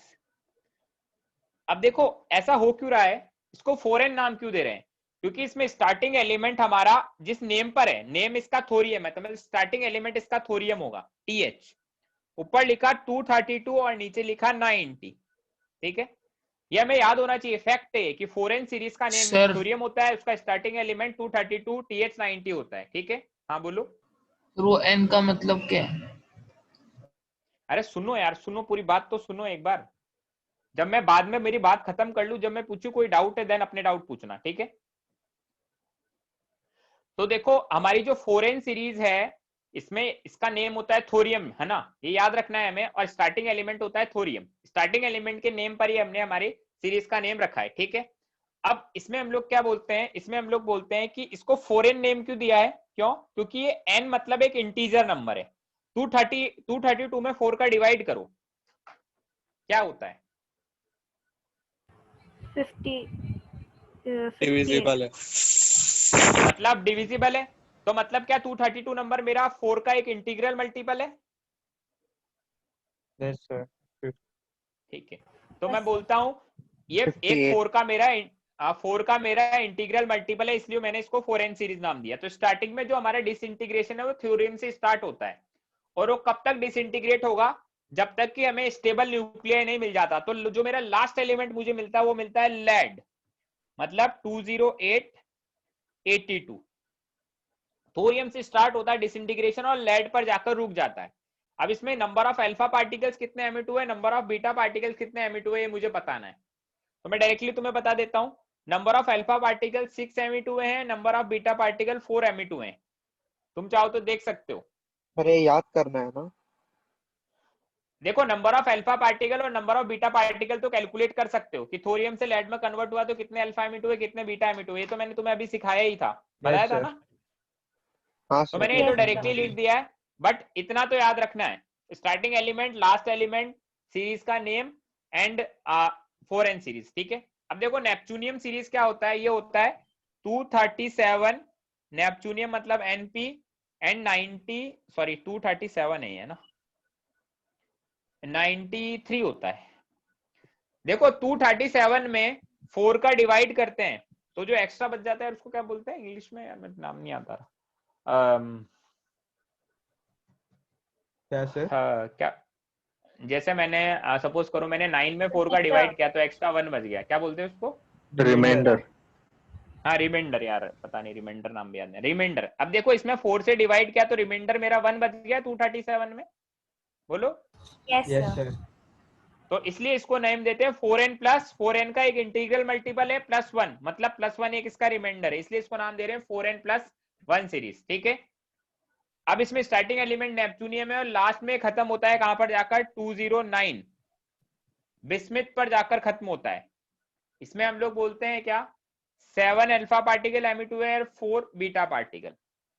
यूरेनियम सीरीज होती है मेरी 238 यूरेनियम 92। तो क्या इसमें मेरा रिमाइंडर 2 है, बोलो। हाँ सर। तो ये क्या है मेरा, ये मेरा रिमाइंडर 2 है, इसलिए इसको 4n+2 सीरीज बोलते हैं। इसमें लास्ट में हमारे को मिलता है क्या, 206 लेड 82। इसमें हम लोग देखें सर तो 8 अल्फा है और 6 मेरे बीटा है। हाँ बोलो। सर आपको पीरियोडिक टेबल में सर सबके वो एटॉमिक मास नंबर भी याद रखना है, एटलीस्ट 30 तक याद होने चाहिए। और सर बाकी सबके एटॉमिक नंबर ना। हाँ एटॉमिक नंबर मतलब देखो मेरे अकॉर्डिंग तो है ना 50 60 तक याद होना चाहिए। एटॉमिक नंबर 50 तक तो एटलीस्ट याद होना ही चाहिए, हमें पता होना चाहिए 50 या 60 तक कौन कौन लेकिन वो कहाँ दिया कहाँ होता आता है है। ना। एटॉमिक नंबर देखो याद है सर, पर मास नंबर कहाँ तक करना है वो नहीं पता। मास 30 तक तो कर ही लो। Okay sir. ठीक है, अगर कोई मुझे बोल रहा है दिया होता है तो भाई अगर दिए होने के भरोसे जाओगे तुम तो एग्जाम में जाकर क्या पता ना दे तो फिर क्या करोगे। नेक्स्ट हमारी एक्टिनियम सीरीज होती है, वो दिखने से तो लग रहा है उसमें एक्टिनियम मेरा स्टार्टिंग एलिमेंट होगा, बट इसमें नहीं होता है एक्टिनियम सीरीज में। इसमें मेरा स्टार्टिंग एलिमेंट होता है यूरेनियम। अब देखो 4 से डिवाइड करोगे तो 232 तक तो डिवाइड चला जाएगा, देन मेरा 3 रिमाइंडर बचेगा, इसलिए 4n+3 सीरीज बोला है। ये 207 लेड पर जाकर रुकेगा। एंड इसमें यूरेनियम हम का लोग भी बात करते आइसो हैं, बार है। हाँ देखो यहाँ पर लिखे ना लेड के, देखो T08 वाला लिखा है 206 207, तो तीनों आइसो बार लिखे हैं मैंने लेड के। समझ गए? ओके। बोलो। चलिए समझ गए तो अच्छी बात है। यार मैं 1 सेकंड रुको, मैं एक चीज देख लेता हूँ तुम्हारी शीट में, अगर वैसा कुछ नहीं है तो फिर हम देखते हैं क्या करना है, क्योंकि न्यूक्लियर केमिस्ट्री में बहुत सारी चीजें होती है पढ़ाने की। अब मुझे समझ नहीं आ रहा क्या पढ़ाना चाहिए तुम्हारे 11th के अकॉर्डिंग और क्या नहीं।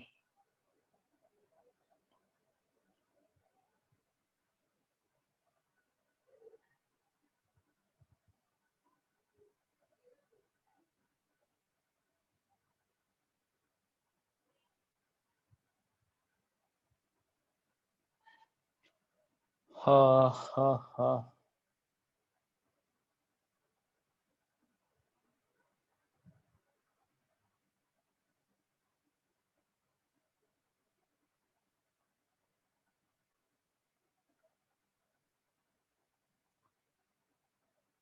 ऑलमोस्ट यार मैंने सब तो पढ़ा ही दिया है ना, कुछ बचा नहीं है ज्यादा, सब हो गया। 1 सेकंड रुक जाओ, हाँ हमारी क्लास का टाइम भी हो गया ना, सेक्शन में होमवर्क भी मैं दे दूंगा, 1 मिनट वेट करो बस। यार देखो नेक्स्ट क्लास में, लास्ट क्लास में मैंने एक्सरसाइज 3 का कुछ होमवर्क दिया था तुम्हें।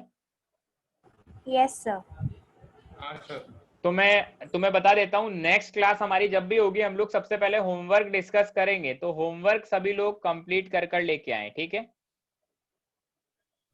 Yes sir. 1 सेकंड रुको यार, सेक्शन एच ना,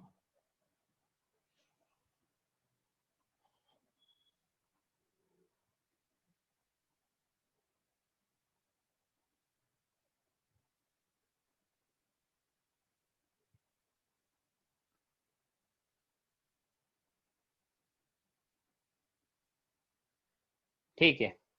देखो होमवर्क क्या है, होमवर्क में यहाँ पर लिख देता हूँ, हमारा न्यूक्लियर केमिस्ट्री तो हमने खत्म कर लिया। Exercise 1 both part section H. ये किसी ने मुझे मैसेज किया है, टेस्ट का सिलेबस क्या है, तो कौन से सिलेबस की बात कर रहे हो, मतलब कौन से बैच के हो तुम? सॉरी, क्योंकि तुम्हारे दोनों बैच का पेपर अलग अलग आएगा, क्योंकि दोनों में सिलेबस थोड़ा अलग अलग चल रहा है इसलिए। Sir AP2। AP2 में हो ना? AP2। तो हाँ AP2 में जितना एटॉमिक पढ़ा दिया जाएगा उतना पूरा आएगा, ठीक है? सर AB1 में सर पीरियोडिक तक आएगा ना? पीरियोडिक तक आएगा, मैंने लास्ट क्लास में भी तुम्हें बताया था AB1 वालों के लिए पीरियोडिक टेबल हमारा पूरा आएगा, जितना पीरियोडिक हम पढ़ा देंगे, एक्चुअल में हम लोग पढ़ ही लेंगे पूरा पीरियोडिक। एक्सरसाइज 2 पार्ट ले रहे हो आप? कल हाँ AB1 सर। वालों, हाँ सुबह। AB1 वाले बच्चों, AB1 वाले मेरी बात सुन ले, AB1 के लिए अनाउंसमेंट है, सुबह मैं 9 बजे से लेक्चर लूंगा, ठीक है? मैं ग्रुप पे एक बार मैसेज भी ड्रॉप कर दूंगा। Okay sir. 9 और टाइमिंग है क्या 9 क्या टाइमिंग है? सर, 8 था ना? नहीं अभी आज 9 हो गया वो। Okay sir. चलो यही है होमवर्क है ना यार? अच्छा, पीरियोडिक टेबल का सर वो होमवर्क बता दीजिए ना। पीरियोडिक टेबल में हमने अभी तक इतना कुछ पढ़ा ही नहीं कि होमवर्क दे। पीरियोडिक टेबल में अभी नहीं है इतना ना? ही पढ़ो, पीरियोडिक टेबल नहीं था लर्न अभी। करो, पीरियोडिक टेबल ओके लर्न करो, और जितना अभी तक मैंने थ्योरी तुम्हें पढ़ाया है ना वो पढ़ो अच्छे से, ठीक है? Okay sir. चलो ठीक है फिर, सर थैंक यू। हाँ बोलो। सर हमारा कब तक एटॉमिक स्ट्रक्चर तब तक कितना कंप्लीट हो चुका होगा? हाँ देखो, section A B C D E कहाँ तक दे दिया मैंने होमवर्क अभी तक? इस एच को हटाकर अभी तक कहाँ तक डिस्कस हो गया था? ई तक खत्म हो गया। ई तक हो गया सर। हाँ तो तुम ऐसा मानो टेस्ट सिलेबस में सेक्शन ई तक ही मैं दूंगा, ठीक है? सर एच नहीं आएगा।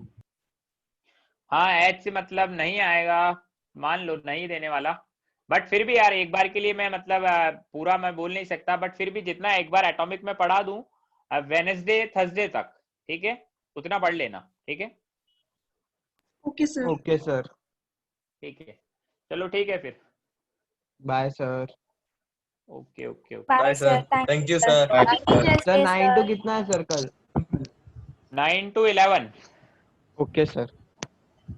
Okay, thank you all. Bye sir.